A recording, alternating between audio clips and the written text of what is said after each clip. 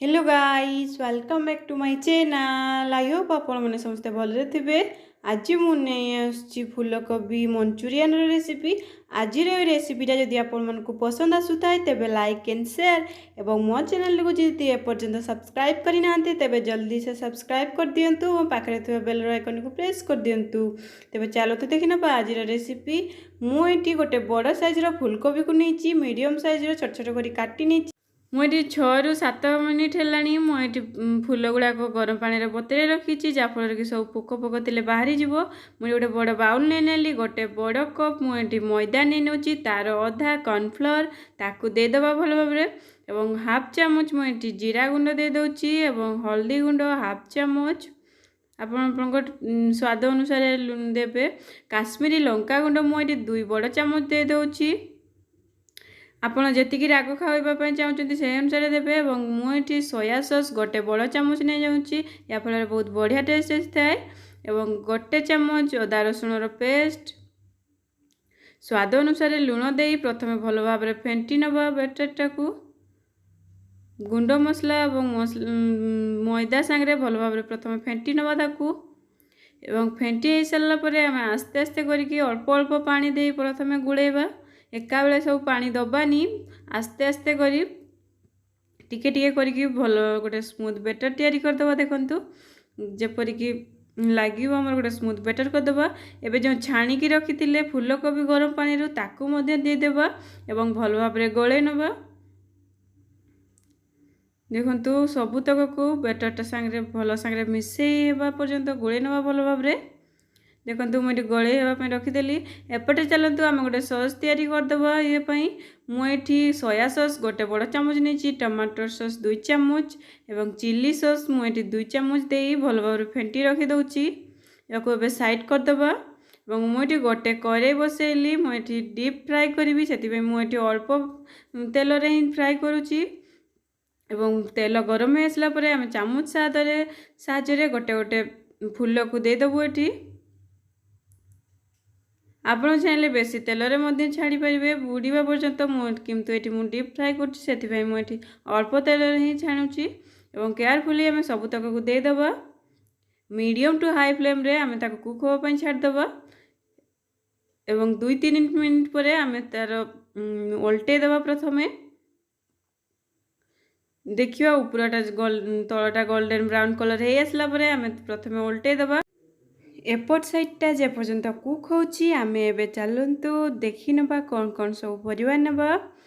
मुझे 10 ରୁ 12टा रसुण कला को छोट छोट कर काटी नहीं। गोटे इंच अदा को छोट छोट कर काटी नहीं। गोटे फाड़ शिमला मिर्च को काटी नहीं। 2टा मीडियम साइजर पियाज को छोट छोट कर काटी नहीं। किसी स्प्रिंग अनियन किसी कंचा लंका नहीं। देखंतु एबे गोटे भल कलर आसीगला भल भाव सीझी भी जाम फूलकोबी गुड़ाक। एबे आम प्लेट को काढ़ीदबा। केयरफुली आम सबुतक को केयरफुली सबुतक को प्लेट को काढ़ी नवा। प्रथम एबे आम सेम प्रोसेस रे जो बड़ी जाइए फूलकोबी गुड़ाक ताकू एबे देदेबा छाणीदेबा। प्रथम मुझे केयरफुली सबुतक को दे दूँ। देखंतु एवं मीडियम हाई फ्लेम रे आम 2 मिनिट पर कुक करवा। प्रथम तल साइडटा तापर उल्टेवा तापर कुक करवा। एपटे चलतु आम जो बैटरटा बढ़ी जाइए फिंगीबेनी पर यार काम अच्छी मुझे यूज कर देखईदेवी। एपटे मुझे कड़े बसईदेली। कड़े गरम हो आसलापर 2 बड़ चामच मु रिफाइंड ऑयल नहीं नौची। गरम हो आसलापर आम प्रथम रसुण को देदेबा। रसुण टी फुटी आसलापर आम जो अदा को छोट छोट कर काटी रखी ताकू देदेबा। एवं एबे स्प्रिंग अनियन को भी अधा दे दूची। अधा मु गार्निशिंग करने पर रखीदेवी। यही प्रोसेस रे आम पियाज और कंचा लंका को जो रखी ताकू दे भल भाव गले नबा। ताकू दे सारापर आम जो कैप्सिकम काटिक रखी ताकू देदेबा। एबे ताकू भी दे देकी भल भाव टिके सॉफ्ट होगा छाड़देबा 2 ରୁ 3 मिनिट ताकू। एबे आम जो पूर्वर रेडी करके रखी सॉस ताकू देदेवी।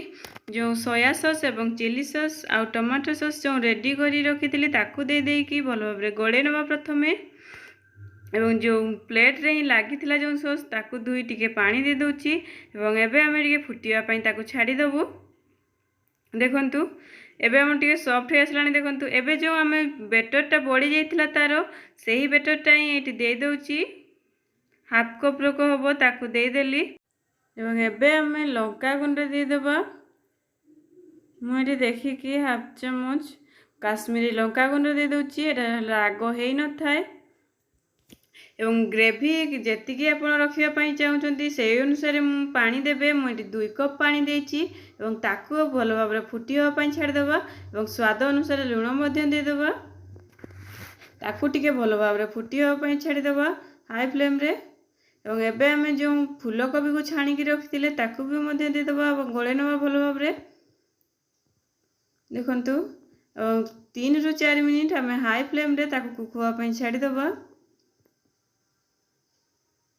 एमितिया थरे गरमा गरम मंचूरियन कोबी मंचूरियन घरे प्रस्तुत करंतु एवं केमिति लागिला मो संगे शेयर मध्य निश्चय करिवे देखंतु फुटी आसलानी एबे आमे विनेगार दे देउची मोटी पाखा पाखी हाफ चम्मच मोटी विनेगार दे गोळे नवा भलो भाबरे एवं एबे आमे गैस रो फ्लेम को ऑफ कर देबा